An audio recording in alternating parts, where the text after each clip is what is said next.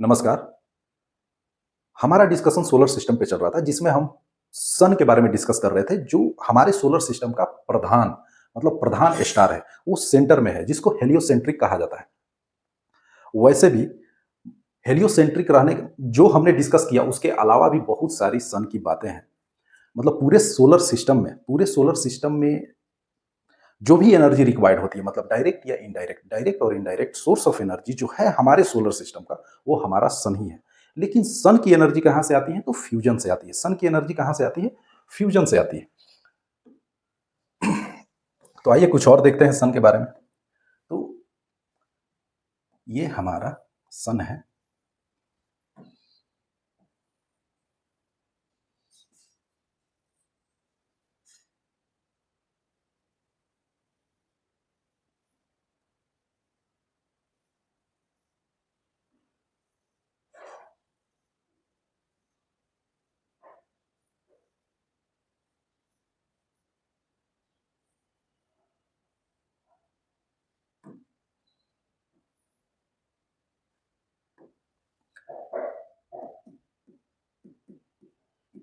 Painting में हम लोग सन कुछ इसी तरह बनाते हैं। एक्चुअली पढ़ना उसी तरह से चाहिए ना जिस तरह से समझ में आए। तो हमने इसके इंटरनल और एक्सटर्नल के बारे में, interior of the sun, exterior of the sun के बारे में हम समझ चुके थे। लेकिन पहले आप सन के तरफ से प्लेनेट याद कर लीजिए। अगर नहीं याद है तो एक सेंटेंस होता है, my very educated educated mother just सोड अस जस्ट सोड अस 9। इस सब के पहले लेटर से ना एक एक ग्रह का नाम है जो सीरीज में है सन से लेकर के नेपच्यून तक। एम फॉर माई, एम से मरकरी, वी से वेनस, ई से अर्थ, एम से मार्स, जैसे जुपिटर, सैटर्न, यूरेनस, नेपच्यून। तो उस तरह से आप याद रख सकते हैं। एक सेंटेंस याद रखें, my very educated mother just सोड अस 9। पहले प्लूटो था तो यहां पर प्लेनेट था, जस्ट सोड अस 9 प्लेनेट। तो हमने इनर प्लेनेट, आउटर प्लेनेट, ये सारा चीज देख लिया था। हम एक एक करके प्लेनेट के बारे में देखेंगे। तो सन के बाद जो पहला प्लेनेट आता है वो होता है मरकरी। मरकरी दिखता कैसा है? तो ग्रे कलर का। मरकरी कैसा दिखता है? तो ग्रे कलर का। तो ये है आपका मरकरी। क्या है बाबू? तो मरकरी। मरकरी कितने दिन में अपने अक्ष पे यानी कि अपने एक्सिस पे रोटेट कर लेता है? तो ये बहुत कम समय लगाता है। 88 डेज में ये रोटेशन रिवोल्यूशन कर लेता है। इस पे कोई भी ना किसी भी इन्वायरमेंट टाइप का चीज नहीं है। यहाँ पे थोड़ी बहुत मात्रा में ऐसा कहा जाता है कि ऑक्सीजन मिलता है, बट इस पे बेसिकली इन्वायरमेंट नहीं है। इसके दिन और रात के टेम्परेचर में ना 600 डिग्री का, मतलब डे टेम्परेचर आप देखिएगा तो 420 डिग्री सेल्सियस तापमान चला जाता है। नाइट में देखिएगा तो इस पे -180 डिग्री, मतलब डिफरेंस देखिएगा तो 600 डिग्री के आसपास का टेम्परेचर वेरिएशन है। आप कोई भी ऑर्गेनिज्म, इवन की वेरी हार्ड ऑर्गेनिज्म जो होते हैं, वो वेरी एक्सट्रीम टेम्परेचर में सर्वाइव कर सकते हैं, दोनों तरफ, मतलब काफी लो हो या काफी हाई हो, but they are not survive in a downfall और वेरिएशन ऑफ टेम्परेचर।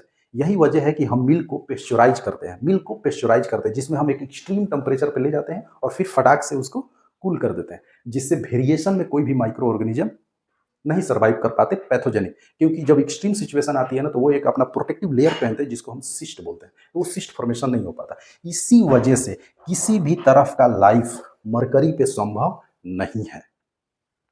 इसके बाद जो आपका प्लेनेट आता है ना, वो आता है शुक्र। कौन सा आता है? शुक्र ग्रह, जिसको अंग्रेजी में क्या बोलते हैं? वीनस। वीनस, इसका एक अलग कहानी है। इस पे भी टेम्परेचर बहुत ज्यादा है, लेकिन उसका कारण कुछ और है। इसके इन्वायरमेंट में जो है ना, green house gases green house gases मिलती हैं। इसके इन्वायरमेंट में क्या मिलती है? तो ग्रीन हाउस गैसेस मिलती है। मैक्सिमम जो आपका मिलता है CO2 मिलता है, जो एक इन्वेलप की तरह काम करता है। वो हीट जो सन से इसको रिसीव होती है उसको वो कहीं जाने ही नहीं देता, मतलब ट्रैप कर लेता है, जो अभी अर्थ के साथ भी हो रहा है। क्योंकि प्रोपोर्शन ऑफ कार्बन डाइऑक्साइड जो है इन्वायरमेंट में, और मैं अगर ऐसा ब्रॉडली बोलूं तो सारे ग्रीन हाउस गैसेस का बढ़ रहा है, जिसके चलते सारे, मतलब ग्लोबल लेवल पे इस पे बात चल रही है। ईवी, ग्रीन एनर्जी, व्हाट्सोएवर, सारी चीजों पे चर्चा हम करेंगे आगे।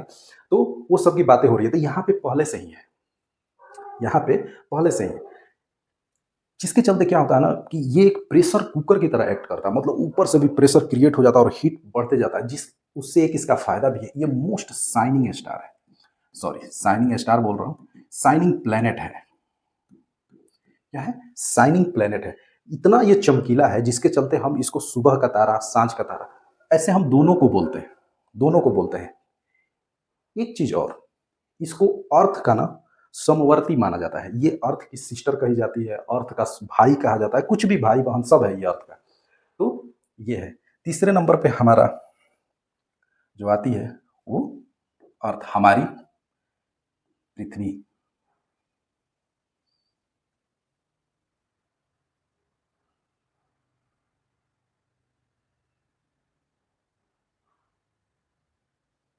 पृथ्वी के बारे में तो पूरे ज्योग्राफी में पढ़ना है, इसलिए हम यहाँ पे नहीं बोलेंगे, बस तीसरे नंबर पे, सन से तीसरे नंबर पे आती है हमारी अर्थ, हमारी अर्थ। चौथे नंबर पे आता है द रेड प्लेनेट, मार्स। चौथे नंबर पर क्या आता है बाबू? मार्स। एक चीज और इसके बारे में, देखिए वो वाला मैं भूल गया, थोड़ा माइंड स्लिप कर जाता इसके बारे में। सारे प्लेनेट जो हैं वो अपने एक्सिस पे रोटेट करते हैं और सन के इर्द गिर्द रिवॉल्व करते हैं। एक्सिस पे रोटेट करते हैं और सन के इर्द गिर्द रिवॉल्व करते हैं, वो सन भी करता है, हम बात कर चुके हैं। तो इनका जो है ना, इनका ये रोटेट करते हैं 243 डेज में और रिवॉल्व करता है 224 डेज में। मतलब इतना स्लोली अपने जगह पे घूमता है। एक तो इतना छोटा है, इस सन इतना बड़ा है, और आपको आश्चर्य होगा, आश्चर्य होगा सन के बारे में कि हमने ये बात देखी है पिछले लेक्चर में, ये देखी है कि सन का जो फेट है ना, जो ये एक्चुअली देखिए सन में अभी क्या बचा हुआ है, सन में आपका 75% जो है हाइड्रोजन बचा हुआ है, 24% आपका, 24 नहीं, 26 नहीं, हाँ 24% आपका हीलियम है, और बाकी जो 1% बचता है ना वो अदर चीज है, other gases, anything, other gases. और इसका जो लाइफ है, इनको देख करके ये है 15, सॉरी ये है 15 बिलियन ईयर्स का, मतलब सन का जो लाइफ है 15 बिलियन। हम जानते हैं कि जो हमारा बिग बैंग हुआ था वो 13.7 या 8 बिलियन ईयर्स एगो हुआ। सन जो बना था 5.6 बिलियन ईयर्स एगो बना था। तो 15 बिलियन में से 5 घटा देंगे तो अभी ये 10 साल का इसके पास, हमारे सन के पास लाइफ बचा हुआ है। और हम ये भी प्रूफ कर चुके हैं चंद्रशेखर लिमिट के अनुसार कि जब सन अपने लास्ट समय में जाएगा ना तो ये एक रेड जाइंट बनेगा। रेड जाइंट बनेगा ना तो ये पहले तो मरकरी को खा जाएगा, उसके बाद ये वेनस को खा जाएगा, उसके बाद अर्थ को, मे भी पॉसिबल कि आपका मार्स को भी खा जाए। तो इतना बड़ा ये रेड जाइंट बनने वाला है। तो वैसे भी टेंशन लेने की जरूरत नहीं है, 10-12 बिलियन साल बहुत होते हैं, बहुत होते हैं। हाँ, तो हम क्या बात कर रहे थे? मार्स पे। मतलब एक एक चीजें करके, अब एक बार में सब याद थोड़ी आता है। तो ये आपका याद रखिएगा शुक्र ग्रह के बारे में। शुक्र आपका जितना, इतना कोढ़िया है, मतलब ये जितना अपने एक्सिस पे रोटेट करता है ना उतना ही दिन टाइम लगाता है ये रिवॉल्व करने में। और सन के बारे में हम देखे थे कि ये अपने रेडियस की तरफ से, मतलब विषुवत रेखा, इक्वेटोरियल लाइन पे ये 25 दिन में रिवॉल्व हो जाता है, उतना बड़ा होकर के भी। और ये कितना बड़ा है इसका अंदाजा आप इससे देखिए, फिर याद आया सन कितना बड़ा है, इसका अंदाजा आप इससे लगा सकते हैं कि उसका जो रेडियस है ना सन का, 3,72,000 गुना बड़ा है। जस्ट इमेजिन, तो इतना बड़ा है ये हमारा। आइए मार्स। तो हमने देखा मरकरी, मरकरी के दिन और रात का जो अनुपात होता है टेम्परेचर में वो काफ़ी ज़्यादा होता है, इसलिए लोग सर्वाइव नहीं कर सकते। ये घूमता फिरता हुआ कुकर है और इतना स्लो घूमता है और इतना स्लो रिवॉल्व करता है कि इस पर भी लाइफ पॉसिबल नहीं है।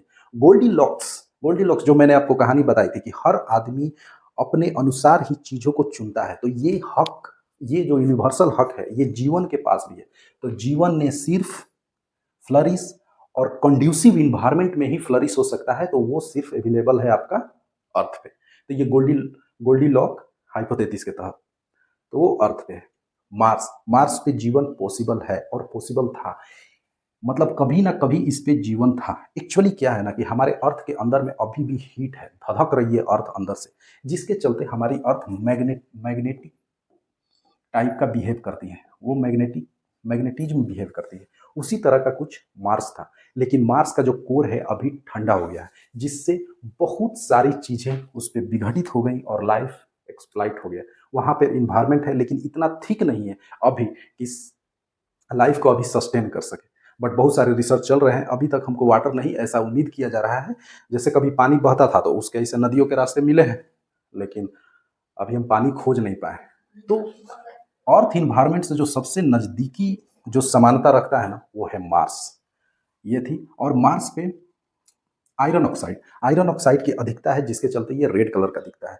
और ये रोटेशन और रिवोल्यूशन, मतलब रोटेशन ये 25 आवर्स में कर लेता है, 25 आवर्स, अर्थ के जैसा ही। और रिवोल्यूशन रिवोल्यूशन ये 675, हाँ 675 दिन। तो और इन चारों को हम मिला करके क्या बोलते हैं, inner planet, terrestrial planet. Terrestrial planet क्यों बोलते हैं कि कहीं ना कहीं ये अपनी बनावट में, सरफेस में अर्थ से रिजेंबल करते हैं, इसलिए इनको टेरेस्टेरियल प्लैनेट बोलते हैं। क्या बोलते हैं बाबू, टेरेस्टेरियल प्लैनेट। अब यहाँ से क्या होता है, यहाँ से क्या होता है, यहाँ पे एक बेल्ट मिलता है, यहाँ पे एक बेल्ट मिलता है।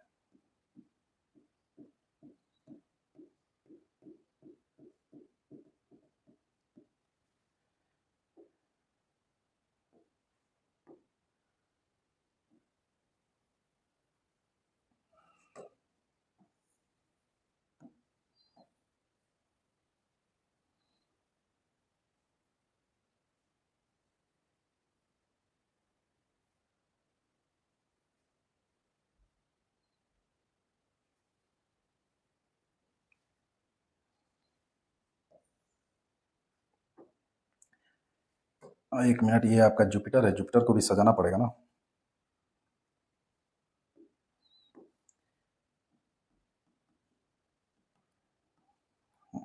ऐसा कुछ आपका जुपिटर दिखता है। तो मार्स और जुपिटर के बीच में ना एस्ट्रॉइड बेल्ट मिलते हैं आपके, एस्ट्रॉइड बेल्ट मिलते हैं। इसको हिंदी में क्षुद्र ग्रह की पेटी बोलते हैं, क्षुद्र ग्रह की पेटी बोलते हैं। एक्चुअली यहाँ पर भी एक प्लेनेट था बहुत बड़ा, इन्हीं तरह रॉकी प्लेनेट, लेकिन वो अपने डेसिमल स्टेट में, मतलब जब वो प्लेनेट बनने ही वाला था और थोड़ा बहुत ड्राई हुआ था, मतलब कंडेंस होकर के थोड़ा बहुत ठंडा हुआ था, तब तक बहुत बेहतरीन जबरदस्त कोलिजन हुआ, उस पर कोलिजन हुआ और वो टुकड़ों में टूट गया। इसके अलावा ये रेसिड्यूअल पार्ट है, ये रेसिड्यूअल पार्ट है एक होल प्लेनेट का, होल प्लेनेट का। फिर वो कभी भी पेबल्स या एक्रीशन करके वो एक प्लेनेट नहीं बन पाया। इसके अलावा पहली बात तो ये, दूसरी बात ये है कि जो भी नेबुला में रेसिड्यूअल पार्ट बचे थे वो भी इधर ही आ गए। तो दो चीजों से मिल करके ये एस्ट्रॉइड बेल्ट बना है। इसमें बहुत बड़ा बड़ा भी एस्ट्रॉइड, एक सेरिस नाम का इसमें एस्ट्रॉइड है जो बहुत बड़ा है। मतलब वो प्लूटो का कंटेंडर था कि जब प्लूटो एक ग्रह बन सकता है तो हम क्यों नहीं। सीरीज झंडा लेके खड़ा अधिकार दे रहे हो कि वो एक प्लेनेट की तरह रह सकता है सोलर सिस्टम में, तो हम क्यों नहीं, हम भी उतने ही बड़े। तो इतने बड़े बड़े हैं और छोटे छोटे भी है, धूल कण के बराबर। तो इनको बोलते हैं एस्ट्रॉइड बेल्ट। इनको क्या बोलते हैं, एस्ट्रॉइड बेल्ट। तो ये आपके 4 रॉकी प्लैनेट। अब ये एस्ट्रॉइड बेल्ट के बाद आपको 4 गैसियस प्लैनेट मिलेंगे, जिसमें ये आपका जुपिटर, सैटर्न, यूरेनस और नेपच्यून। तो हम उन चारों को कल देखेंगे। तब तक के लिए थैंक यू।